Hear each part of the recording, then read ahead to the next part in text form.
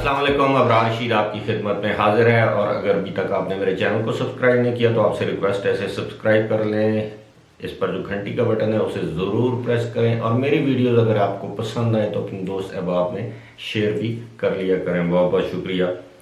गुज़िश्ता रोज़ जिस तरह मैंने अपनी एक वीडियो में बताया था कि यूएई में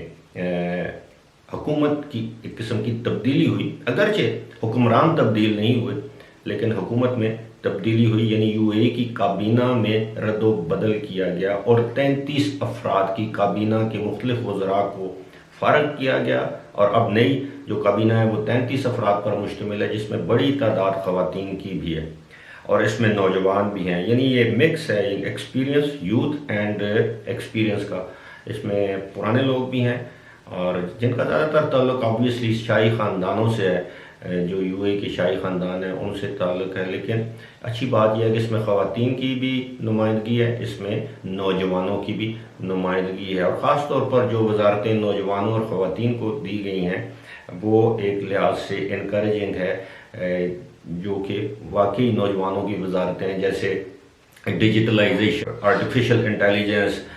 कल्चर और ये यूथ की जो वजारतें हैं, पब्लिक एजुकेशन की वजारतें ख़वातीन को दी गई, ये कल्चर की वजारत ख़ातून को दी गई, जबकि आर्टिफिशियल इंटेलिजेंस और दूसरा जो है इसकी जो वजारत है जो डिजिटलाइजेशन की, ये एक नौजवान को दी गई। खैर ये तो बातें होती रहेंगी। असल सूरत हाल ये है कि ये काबीना में रद्दो बदल क्यों किया गया। इससे ये ज़ाहिर होता है कि दुबई यूएई के हुक्मरान, क्योंकि इसका ऐलान तो यूएई के वज़ीर आज़म ने किया जो कि दुबई के हुक्मरान भी हैं, शेख मोहम्मद बिन राशिद ने। इससे ये ज़ाहिर होता है कि यूएई की कैबिनेट जो है वो जो नए तकाज़े हैं वक्त के, उनको पूरा करने के लिए शायद वो अहल नहीं थी या उसको अहल नहीं समझा गया और यही वजह है कि उसमें रद्दो-बदल किया गया। और शेख मोहम्मद बिन राशिद ने ये तो बबांग दौल ये ऐलान किया कि ये काबीना में रद्दो-बदल का असल मकसद ये है कि अब हुकूमती परफॉर्मेंस को बेहतर बनाया जाए, इसको फ्यूचरिस्टिक बनाया जाए, आइंदा आने वाले जो चैलेंजेस हैं उनसे निपटने के लिए न सिर्फ अपनी कारकर्दगी को बेहतर बनाया जाए बल्कि नए रास्ते, नए एवेन्यूज़ तलाश किए जाएं। अब आपको मालूम है या नहीं, लेकिन मैं आपको बता देता हूं कि इस तमाम अमल में 50% डिपार्टमेंट्स या वजारतें ख़त्म कर दी गई हैं और ये 2 साल तक जो है वो बिल्कुल 100% से ये 50% के लेवल पर आ जाएंगी और इससे बड़े पैमाने पर सरकारी महकमों में काम करने वाले लोग अपनी मुलाजमतों से हाथ धो बैठेंगे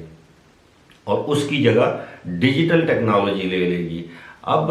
सूरत हाल ये है कि ऐसे लगता है कि दुबई यूएई में जो इकोनॉमिक क्रंच, माशी बदहाली जिसे आप कह सकते हैं, वो दिन ब दिन जड़ें पकड़ रही है और इस माशी बदहाली से निपटने के लिए ये सख्त तरीन इक़दाम किए जा रहे हैं ताकि अपनी हुकूमत का ख़र्चा कम किया जाए, वहाँ से जो पैसे बचें, जो आपका सरमाया बचे, उसको तरक्याती मंसूबों पर ख़र्च किया जाए, उसको रिफॉर्म्स पर लगाया जाए, हेल्थ सेक्टर में रिफॉर्म्स की जाएं, एजुकेशन सेक्टर में रिफॉर्म्स की जाएं, टेक्नोलॉजी का जो सेक्टर है उसमें रिफॉर्म्स की जाएं और हुकूमत पर जो फाइनेंशियल बोझ है वो कम से कम हो। आपके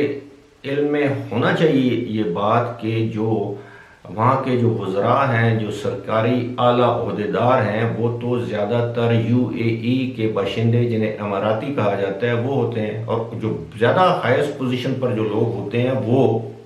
उनका ताल्लुक किसी न किसी निस्बत शाही ख़ानदान से होता है और ये लोग बहुत बड़ी बड़ी अमाउंट जो है तनख्वाहों के तौर पर लेते हैं, बहुत बड़ी बड़ी मराद इनको दी जाती हैं। लेकिन अब आहिस्ता आहिस्ता ये सिलसिला ख़त्म हो रहा है। यानी मेरे कहने का मकसद ये है कि दुबई में दुबई के हुक्मरानों या हुकूमती तबके में अय्याशी का दौर अब ख़त्म होने वाला है और अब रियल मानों में, हकीकी मानों में काम काम और सिर्फ काम का दौर शुरू होने वाला है। फिलहाल इसी के साथ मुझे दीजिए इजाज़त। खुदा हाफिज़।